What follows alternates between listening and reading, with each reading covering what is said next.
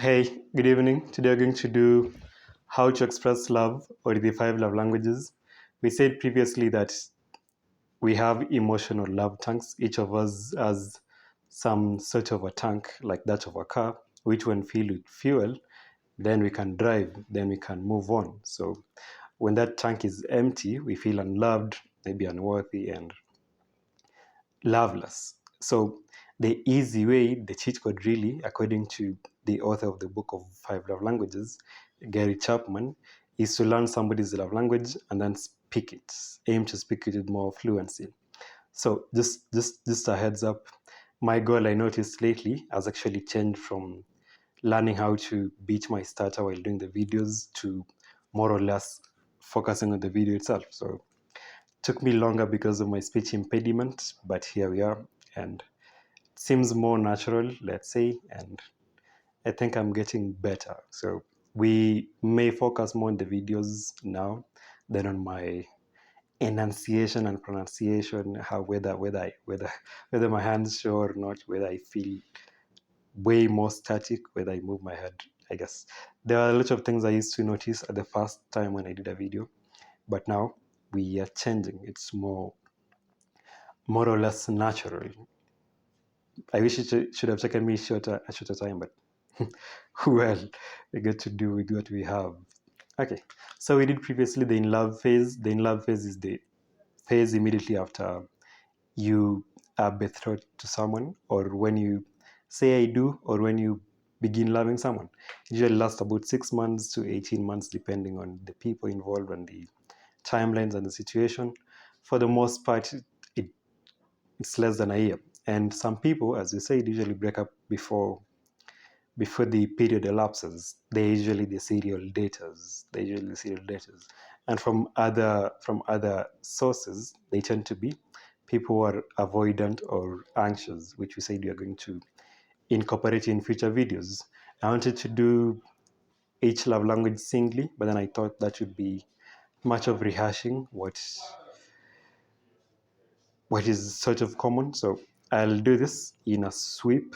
We have a full page of pencil writing. I hope I'll finish in time, but before it's too much. So just after the in love phase comes the regular or the mature love. In fact, in the book there's a title which is "What Happens to Love After the Wedding."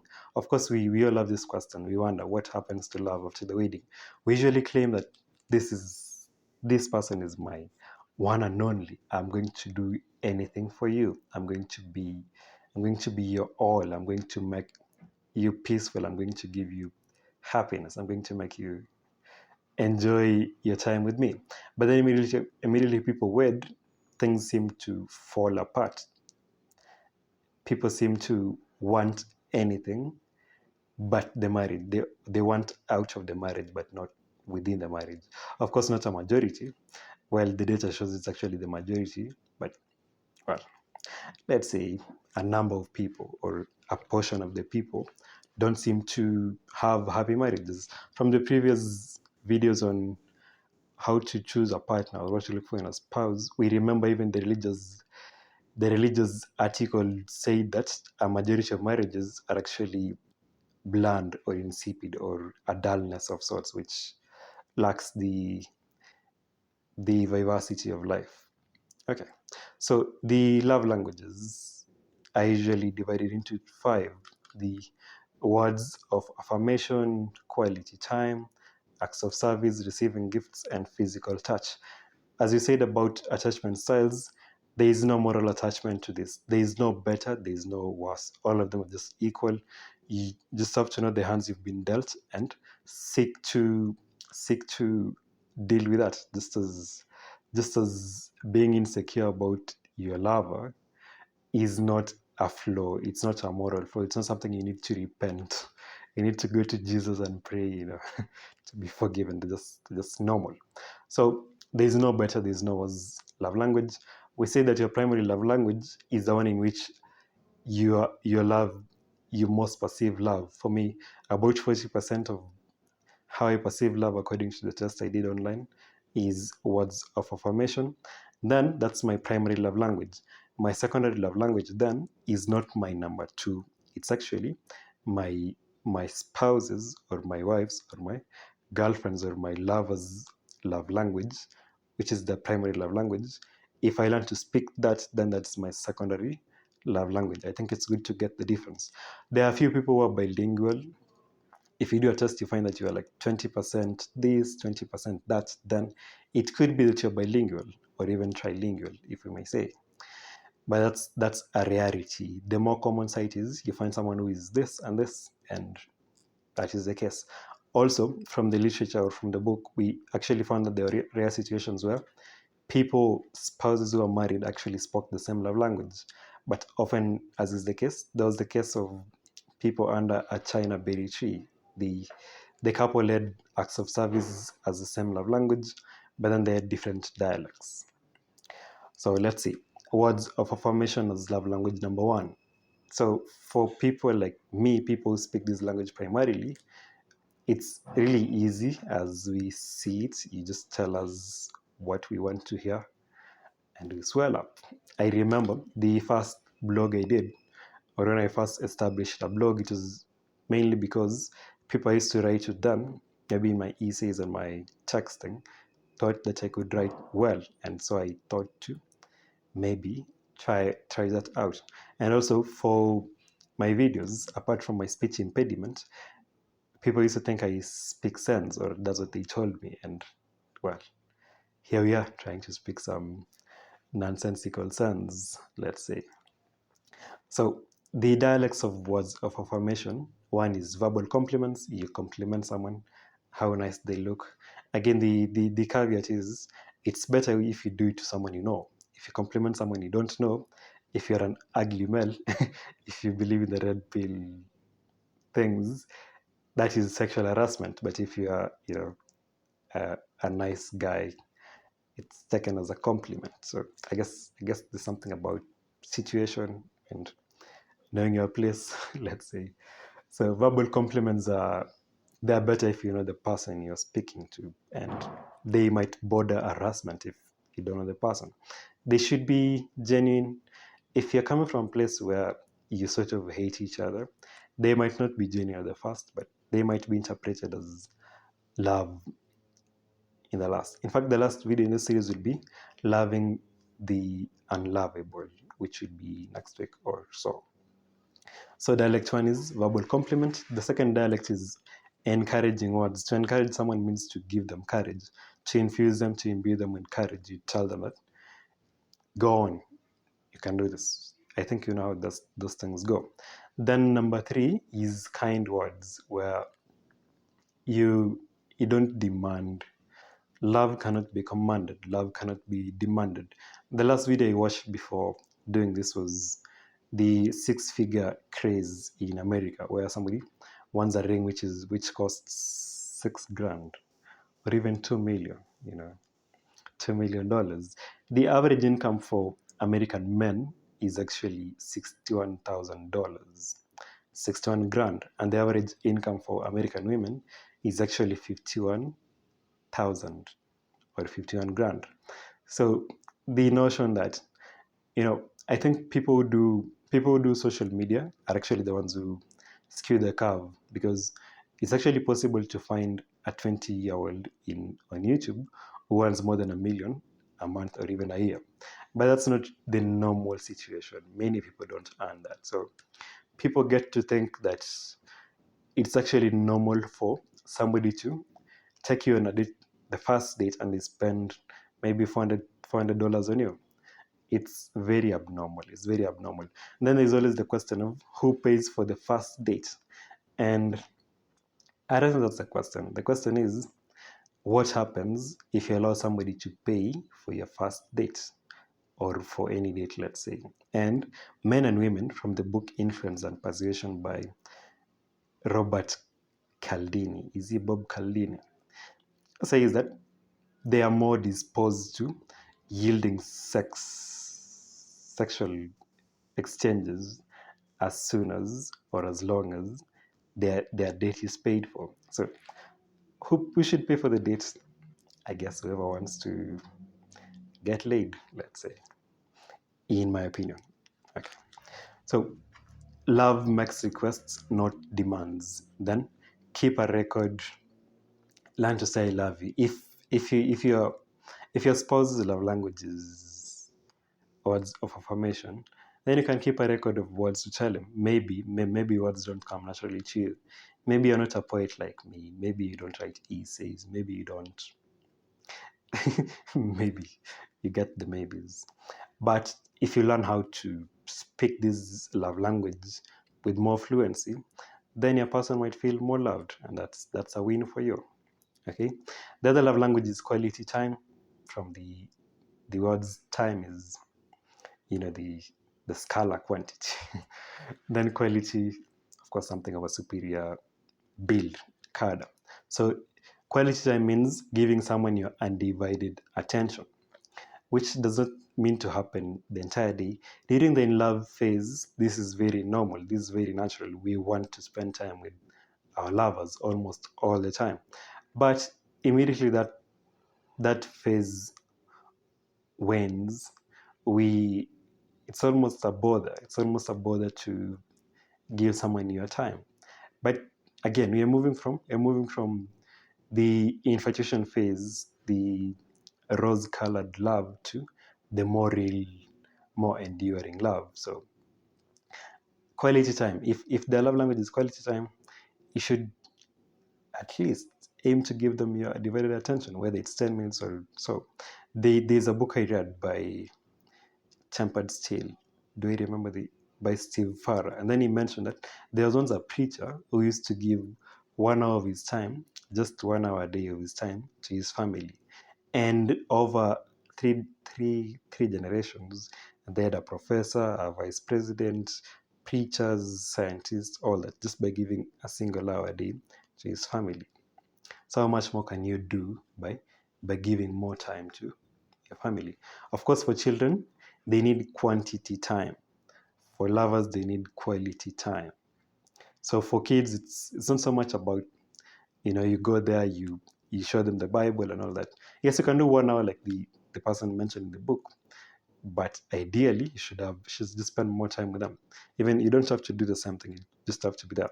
Quantity time for kids is all they need. For adults, though, is quality time. The dialects here, focused attention. You're showing your attention to the person one-on-one. Okay. Then this one does not mean to be that you stay at somebody's face all the time. It can just mean doing something together while giving each other full attention. Then the other dialect is quality conversation. You speak about things which really affect you. If there's an issue with money, if you don't like how your girlfriend or your boyfriend dresses, you can speak about that. That's quality conversation. If there's an issue about money, if you think you're delusional, or you grew up in poverty or in too much will that you think it might be a problem, then have that conversation. That's quality conversation. You can speak about your histories, your traumas, those things which matter, and your aspirations. You get the point. Then, so there are people who, especially of the gender as mine, the male, the for the most part, whenever we spoke to our parents, we would be shut down in a way.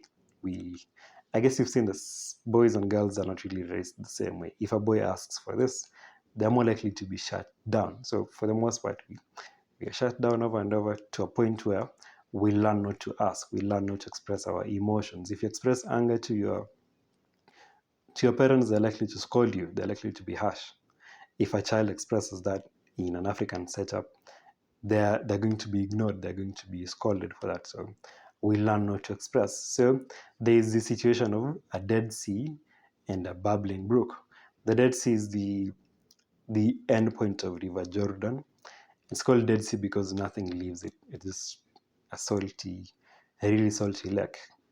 It's a sea, really salty sea, because nothing goes from it, but it takes everything in. So for some relationships where the woman is the trumpet, let's say, the loudmouth, and the guy is this quiet, peaceful guy.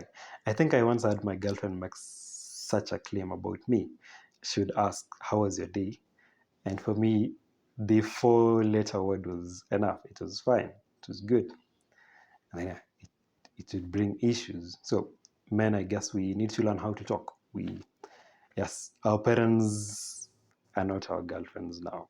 So I guess we need to know how to share. We speak about feelings, we speak about what goes on. I know again the red pill alternative is a woman tells you to open up, and when you open up, they go away. Yeah, so I don't know, how do you deal with that?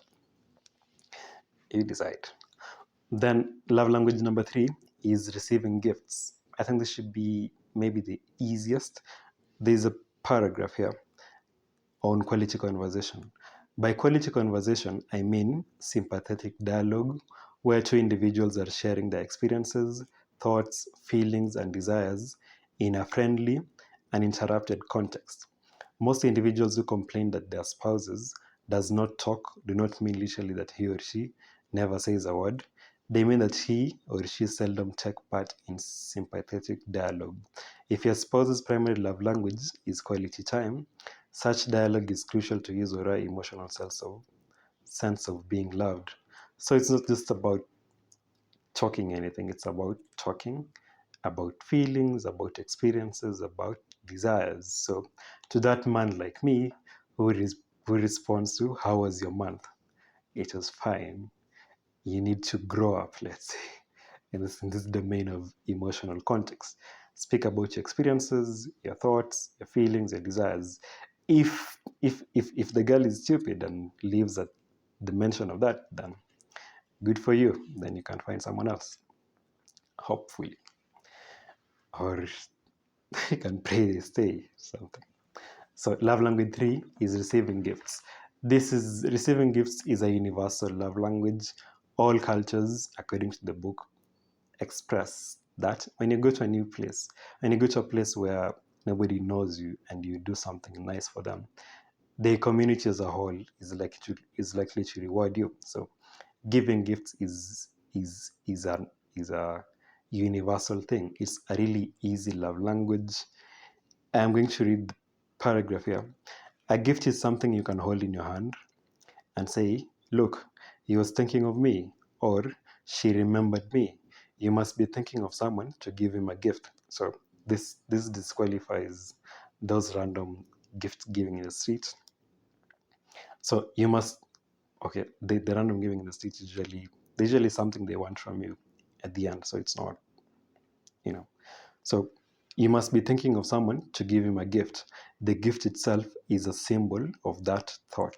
It doesn't matter whether it costs money. So again, to the people who demand that uh, a wedding ring should be this and this, it is not for you to demand. It's on them.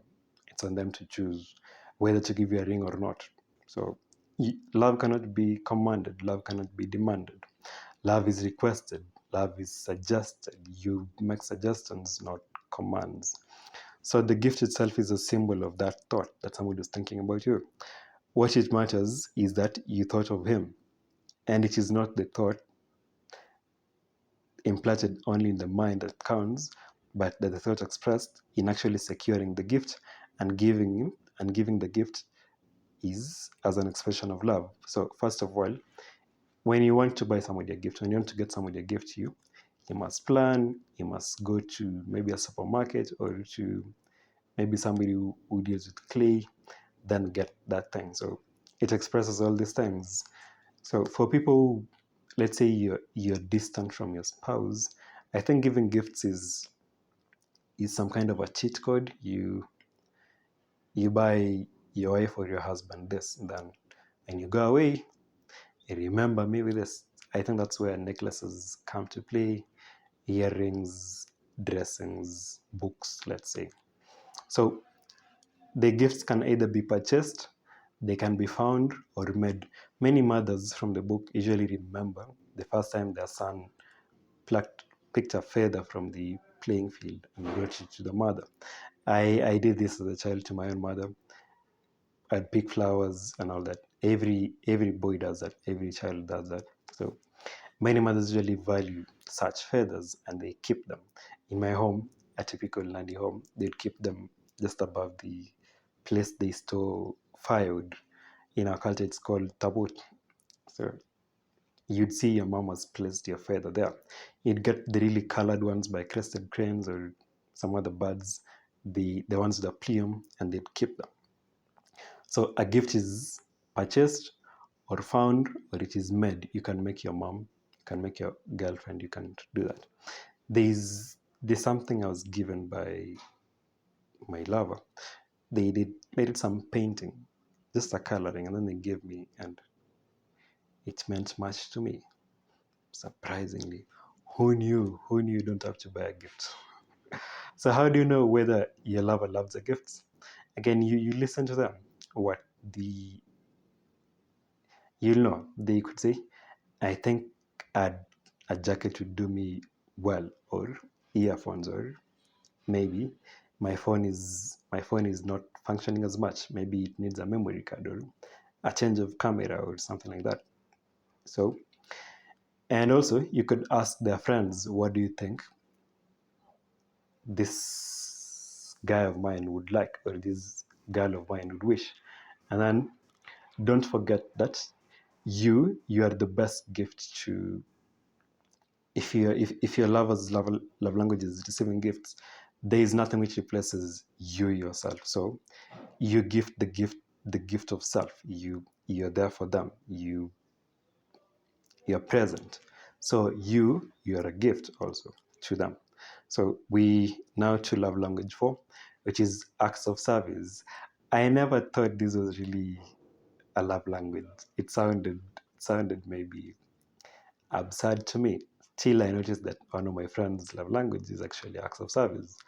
And she values so much. Let's say you're in a seat and then you help her carry a bag. She'll remember it, something which for you it just seems like you're stronger, so why not carry the bag? But for them it's something. So acts of service. So first of all, you need to address the issue here about stereotypes. In our cultures, like the African culture. There's nothing like an African culture. There are cultures from maybe tribal cultures, Kenyan cultures. Again, it sounds like a misnomer. So there's a Nandi culture. I can swear to that. There's a culture of, let's say, millennials. There's a Gen Z culture. So a culture is just a culture you cannot touch it and say it is a culture, but it's a collection of systems, beliefs. That's a culture.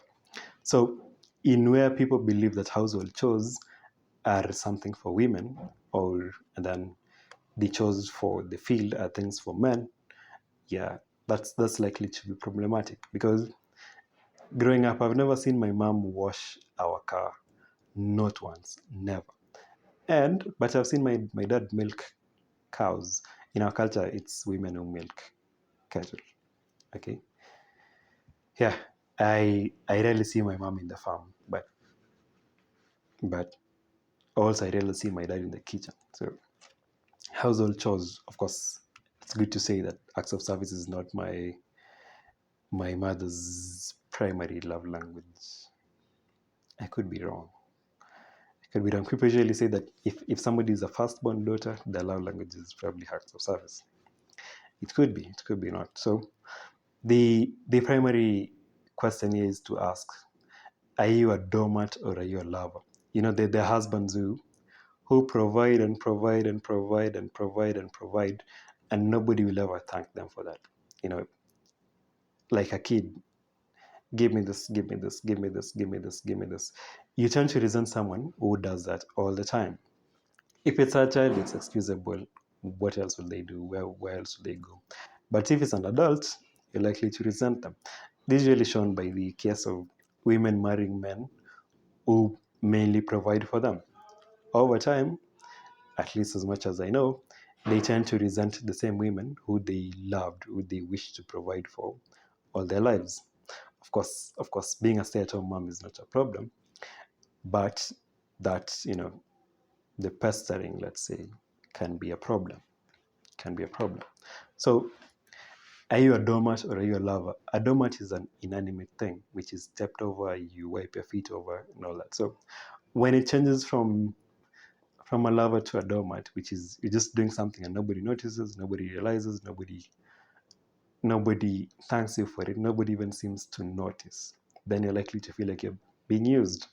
And when you're being used, we tend to be resentful. We tend to harbor negative feelings, and over time, these are likely to blow up, you know, in in violence even sometimes.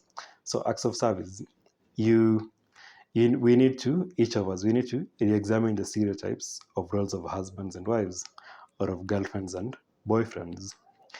Let's say, I guess many men, if if if they're not if they're not misogynistic, or if they don't hold an inferior view of women, would wish to be driven alone around the road by their wives or their girlfriends. Well, many men usually believe they're superior in driving than women, because, well, if you when you drive with a woman, they tend to be more careful, they drive slower. So yeah, many men don't find that really flattering. But yeah, I guess they're, let's say, there are substitutes for that. So if you find, the typical situation is, there's a new employee in a certain place, and then they find that the lady manager lives almost in the same place as the guy who was just employed. So if you're not careful, you're likely to become the automatic driver of that manager who is a woman. And for the most part, you might even be sexually involved with them, because it's an act of service.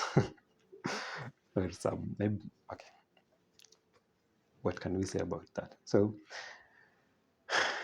the the it's good to re-examine roles. If your wife values you cooking for them, why not cook for them? You know, because if actions speak louder than words, why not minister to them in how they understand best? And there should be no rewards for doing an act of service. But it's good to maintain this. Would you love someone if there's nothing you're getting back? So if your relationship has suffered for a while, I guess it's good to maybe look at that, re-examine. Would you do dishes for your girlfriend? And as a girlfriend, would you probably do the same to your boyfriend or your husband? Then lastly, we have physical touch. So physical touch is, I'm going to read here. For some individuals, physical touch is their primary love language. Without it, they feel unloved. With it, their emotional tank is filled, and they feel secure in the love of their spouse. So again, security can come from the expression of love, and the absence of it causes insecurity. So again, another paragraph. Whatever there is of me, it resides in my body. That's how people with this love language speak. So whatever is of me, it resides in my body. So what you do to my body is what you do to me. It sounds banal, but it's actually true. So whatever is there is of me resides in my body. To touch my body is to touch me. To withdraw from my body is to distance yourself from me emotionally.